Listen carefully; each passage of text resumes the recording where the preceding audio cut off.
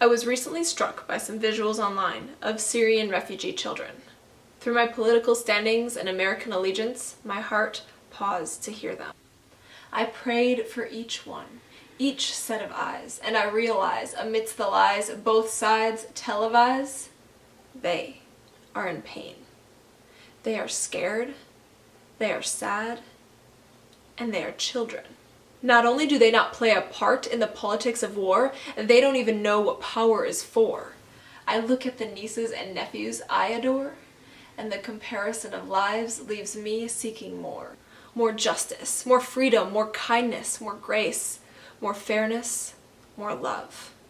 All of which comes only from above. I've lived here long enough to know that this is not our home. I've cried myself to sleep, fallen in a heap, only to weep at the atrocities we keep seeing. I once asked my nephews what they were looking forward to in heaven. One told me he wants to ride a dinosaur, the other to pet a lion. And as they took off in their world of imagining their dreams, I realized that the temptations that often distract me from the promise of God are not questions for the lives of these. Riches, fame, popularity games, super brains, power aims, reputation gains. For a child, none of that competes with petting a lion's mane. I am reminded this season of its true reason. He gave us his only begotten Son, that whosoever believes in him should not perish, but have everlasting life. The only way I can stand today is knowing there is a way to know purpose, a way to know meaning, and a way to know salvation.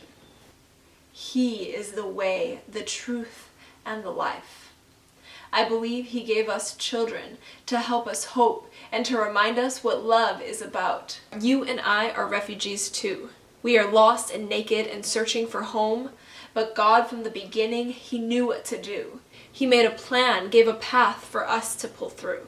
As he revealed his plan in the Word, he called us his children, his boys and his girls. He gave us children as a way to understand what he feels when we take his hand. The joy, the pride, the warmth inside when a little one trusts you, when a little one abides. In his Bible, he taught of good and evil. He showed us the plan to restore the world, but what stands out more to me today are the words he chose to describe this way. For you did not receive the spirit of bondage again to fear, but you received the spirit of adoption, by whom we cry out, Abba, Father, which translated for us is Daddy.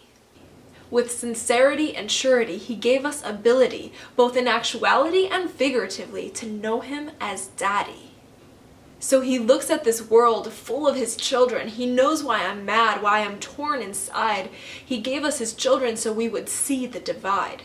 Children are innocent, malleable, and forgiving. They represent a better sort of living.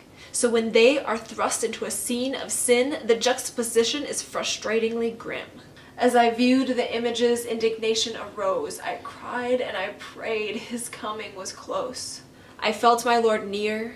He did not speak. It was as if he shut his eyes and gritted his teeth.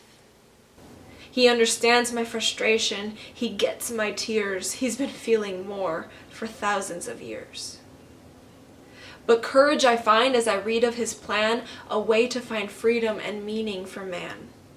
A way out, a way home, a way to play, a way to love, a way to rest, a way to forgive and to forget. Let the children come to me, and do not forbid them, for such is the kingdom of heaven.